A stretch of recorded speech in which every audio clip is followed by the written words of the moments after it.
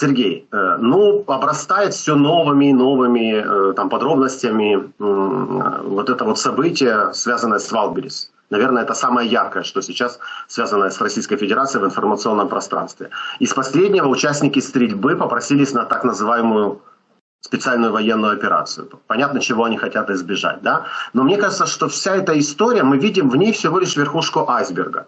Сколько бы там ни было вот, да, новостей на сегодняшний день, как вы относитесь к словам тех экспертов, которые говорят, что Вайлберис, дело Вайлберис, этот кейс, может на самом деле запустить даже крах Российской империи? Я сам серьезным образом отношусь к этим сообщениям. Я, кстати, тоже отношусь к тем людям, которые считают, что это вещь, которая приведет рано или поздно, ну, не одна сама по себе, но все, что Путин делает, и вот эта конкретная вещь, она, безусловно, подталкивает Российскую Федерацию к распаду. Причем здесь, то есть раньше я вам говорил неоднократно уже, и все наши зрители помнят это из наших разговоров, что Путин занимается тем, что он создает в России так сказать, ситуацию, в которой начнется когда-нибудь рано или поздно религиозная резня между православными и мусульманами.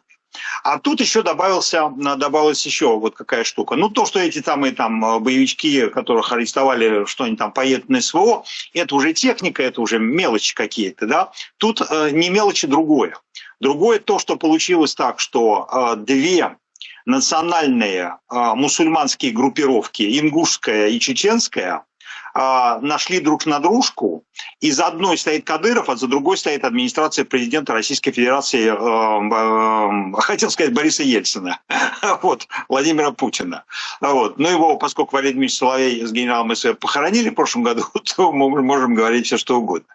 Вот. И на самом деле вот, гораздо серьезнее то, что сейчас идет, потому что сейчас началась чечено-ингушская разборка.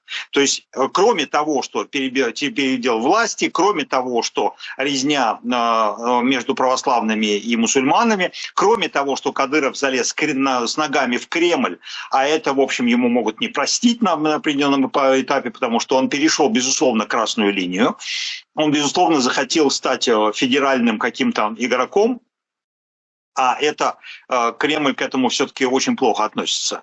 Вот. Но плюс еще идет сейчас разборка чечено-ингушская. Да, я вам напомню, что Сталин в свое время создал такую интересную структуру, когда большинство кавказских республик были двойными. То есть Карачаево-Черкесия, Кабардино-Балкария, значит, Чечено-Ингушетия там, и так далее. Два народа, которые друг дружку ненавидят, которые воевали всю жизнь, много веков. Когда я это сказал в предыдущем эфире в каком-то, то мне там возник какой-то человек якобы с Кавказа, который сказал: да нет, чеченцы и ингушцы вообще братья, вообще ничего ближе нету. Но это, ребята, это вы рассказываете сказки Андерсону, да, и там сказки братьям Гримм. Вот, потому что люди, которые живут на Кавказе, они знают, как эти два народа друг дружку любят. Так любят, что вырезали селами, аулами, там друг дружку много-много веков. Вот, воровали невесту друг дружки и так далее. Вот, нет. И вот я видел, значит, кадры разборки, когда собрались депутаты чеченские и ингушские, потому что в Ингушетию, ведь, я вам напомню, пару дней там назад, когда вернулись эти гробы из Москвы, там вышло 30 тысяч человек их встречать. А Ингушетия – это маленькая республика, 30 тысяч человек, это как если в Москве вышел бы миллион, вот, или там 2 миллиона, да, потому что, в общем, это очень большая цифра для столицы Ингушетии.